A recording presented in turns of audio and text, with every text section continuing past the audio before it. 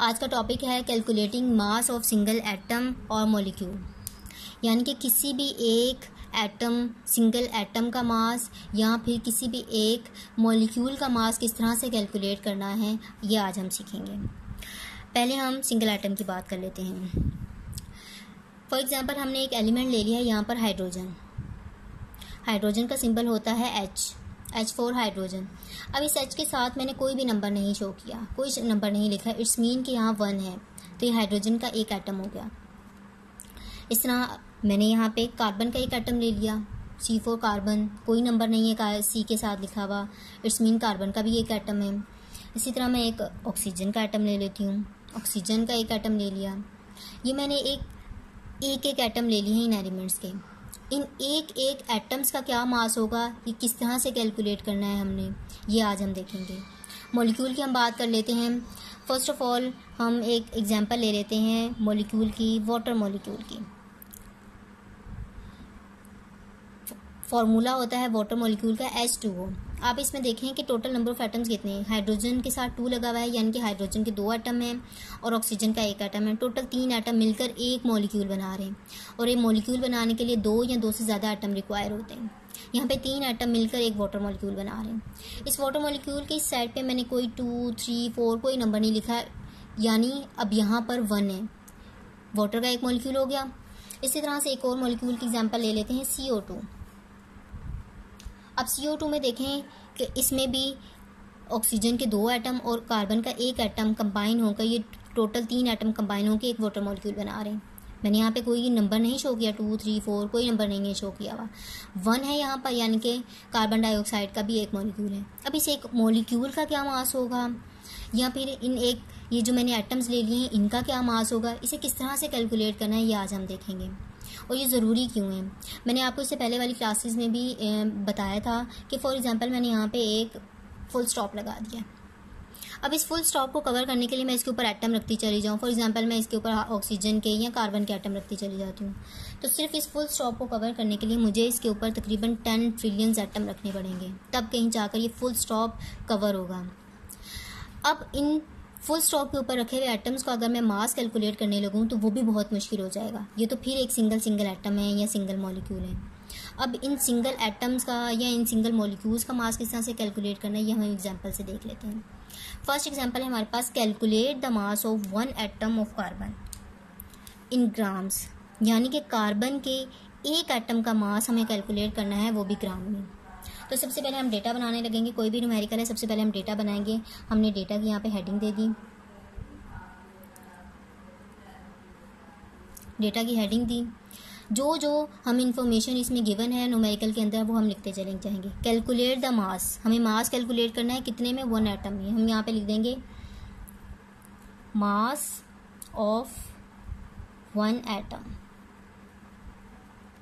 किसका मास, कार्बन का, हमें कैलकुलेट करना है, हमने लगा दिया क्वेश्चन मार्क। अब इसमें नंबर ऑफ एटम कितने में दिए गए हैं, कार्बन के कितने एटम का मास मालूम करना है, 1 एटम का। यहाँ पे 2 भी हो सकता है, 3 भी हो सकता है, व्हाटएवर जो भी हमें नंबर दिया हुआ हो।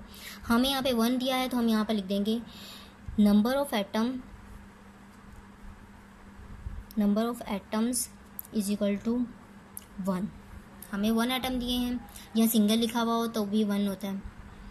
अब उसके बाद और क्या हमें इसके अंदर इंफॉर्मेशन गिवन है, मास ऑफ 1 एटम की बात हुई है। मास चाहे हमें न्यूमेरिकल के अंदर दिया है या नहीं दिया है, मोलर मास उस एलिमेंट का या उस कंपाउंड का हम खुद मालूम करेंगे।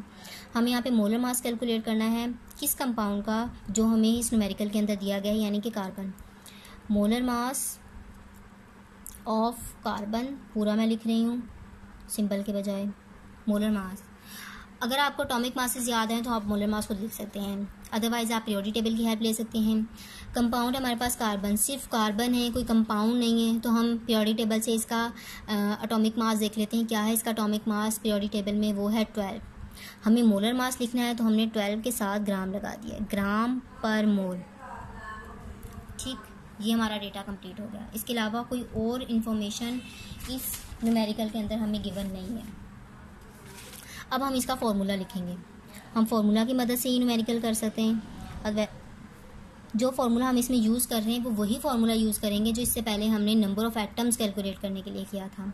उसी फार्मूला को हम इसमें यूज़ कर लेंगे। किस तरह से करेंगे वो भी देख लेते हैं। फार्मूला है नंबर ऑफ़ एटम्स कैलकुलेट करने का,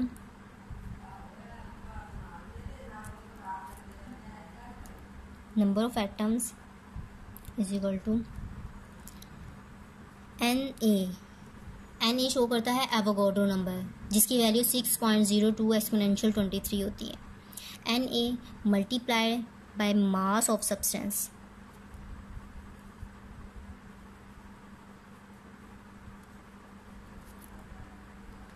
डिवाइड कर देंगे इन दोनों वैल्यूज़ को अब हम मोलर मास के साथ। जिस भी कंपाउंड की बात की जा रही है उसका मोलर मास। अब इसको हम किस तरह से मास कैलकुलेट करने के लिए यूज़ करेंगे। अब देखें, नंबर ऑफ़ एटम्स की बात हो रही है, हमें इस न्यूमेरिकल के अंदर कितने नंबर ऑफ़ एटम्स दिए गए हैं। एक एटम की बात हुई थी, 1 एटम में हमें मालूम करना है, यानी कि हमें नंबर ऑफ़ एटम पता चल गए।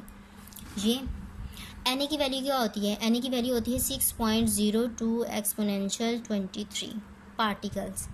मैं यहाँ पे पार्टिकल्स लिख रही हूँ। अगर एटम्स हैं तो ये 6.02 एक्सपोनेंशियल 23 एटम्स हो जाएंगे। अगर मॉलिक्यूल की बात हो तो ये 6.02 एक्सपोनेंशियल 23 मॉलिक्यूल्स होते हैं।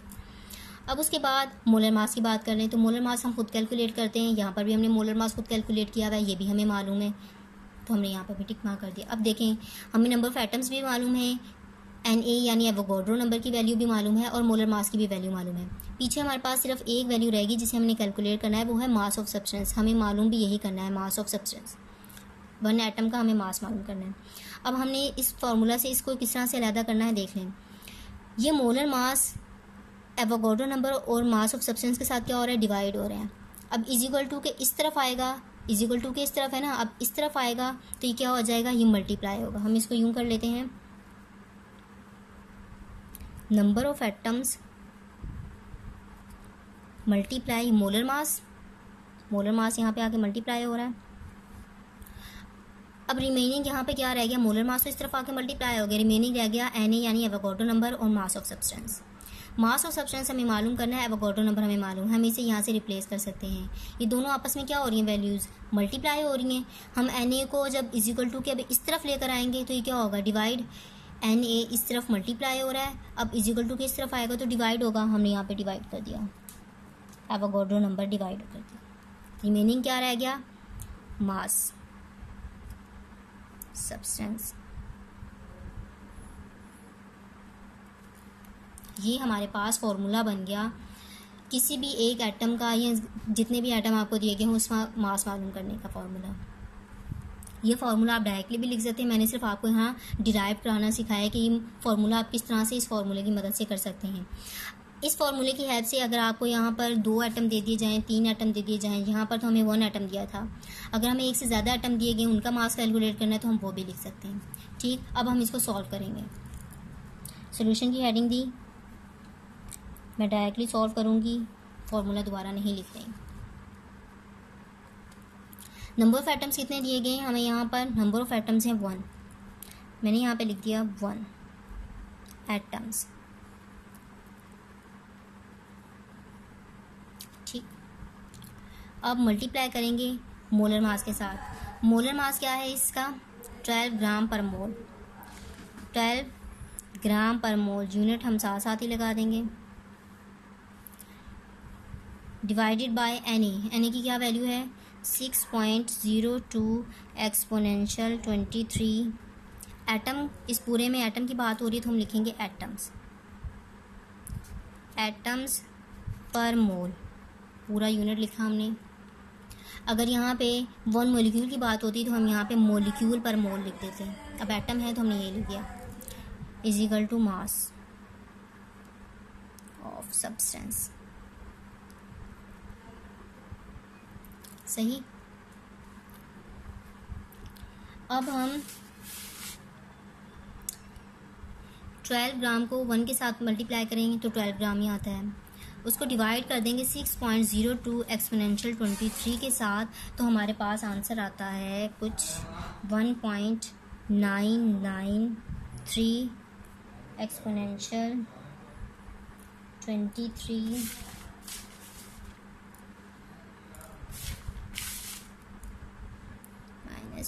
33। ये हमारे पास कुछ इसका आंसर आ रहा है। और साथ अब हम यूनिट कौन सा लगाएंगे, देखें ये एटम इस एटम के साथ कैंसिल आउट हो गया, ये मोल इस मोल के साथ कैंसिल आउट हो गया। रिमेनिंग यूनिट हमारे पास क्या रह गया, ग्राम। हमने यहाँ पे लिख दिया gram is equal to mass of substance. ये हमारे पास आंसर आ गया। इस तरह से मैंने एक एटम का मास मालूम किया है, आप इस तरह से मॉलिक्यूल का भी मास मालूम कर सकते हैं। फ़र्क कहाँ पर आएगा, सिर्फ यहाँ पे मोलर मास ऑफ कार्बन हम यहाँ पे सिर्फ एक एटम का हमने मास लिखा है, यानी कि एलिमेंट का मास लिखा है। जब आपके पास कोई मॉलिक्यूल होगा तो आप उन तमाम एटम्स के मासेस को सम करेंगे, जो भी आपके पास आंसर आएगा आप वो यहाँ पर लिख देंगे। एज इट इज़ आपने फार्मूला करना है। ये फार्मूला मैंने आप लोगों को नंबर ऑफ़ एटम्स के फार्मूले को ही डिराइव करके बनाना सिखाया है। आप डायरेक्टली ये वाला फार्मूला भी लिख सकते हो। आई होप इस तरह से आपको नंबर ऑफ़ किसी भी एलिमेंट के एक एटम या किसी भी मॉलिक्यूल के एक मॉलिक्यूल का मास कैलकुलेट करना आ गया होगा।